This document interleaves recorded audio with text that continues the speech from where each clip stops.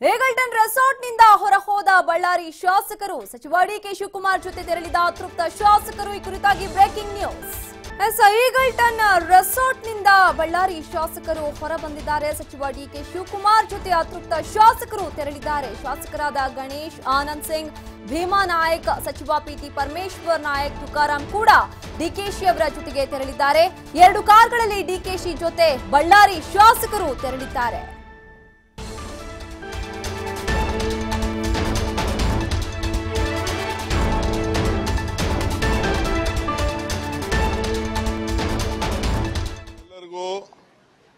ನಾನು Ballari district minister, ನಿಮ್ಗೆ ಗೊತ್ತಿದೆ. ಡಿಸ್ಟ್ರಿಕ್ಟ್ ಮಿನರಲ್ ಫೌಂಡೇಶನ್ ಮೀಟಿಂಗು ವಿಧಾನಸೌಧದಲ್ಲಿ ಇಟ್ಕೊಂಡಿದ್ದೀವಿ.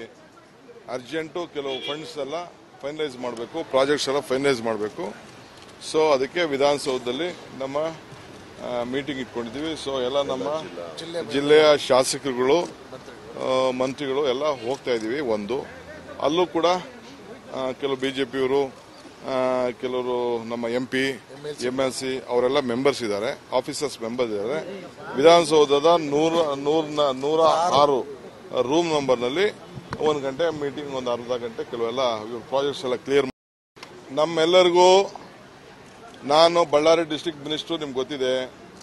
ಡಿಸ್ಟ್ರಿಕ್ಟ್ ಮಿನರಲ್ ಫೌಂಡೇಶನ್ ಮೀಟಿಂಗು ವಿಧಾನಸೌಧದಲ್ಲಿ ಇಟ್ಕೊಂಡಿದ್ದೀವಿ. ಅರ್ಜೆಂಟು ಕೆಲವು ಫಂಡ್ಸ್ ಎಲ್ಲ ಫೈನಲೈಸ್ ಮಾಡಬೇಕು, ಪ್ರಾಜೆಕ್ಟ್ಸ್ ಎಲ್ಲ ಫೈನಲೈಸ್ ಮಾಡಬೇಕು.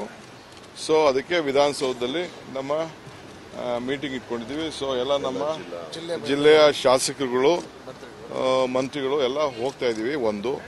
ಅಲ್ಲೂ ಕೂಡ ಕೆಲವು ಬಿಜೆಪಿಯವರು, ಕೆಲವರು ನಮ್ಮ MP, MLC ಅವರೆಲ್ಲ ಮೆಂಬರ್ಸ್ ಇದ್ದಾರೆ, ಆಫೀಸರ್ಸ್ ಮೆಂಬರ್ಸ್ ಇದ್ದಾರೆ. ವಿಧಾನಸೌಧದ 100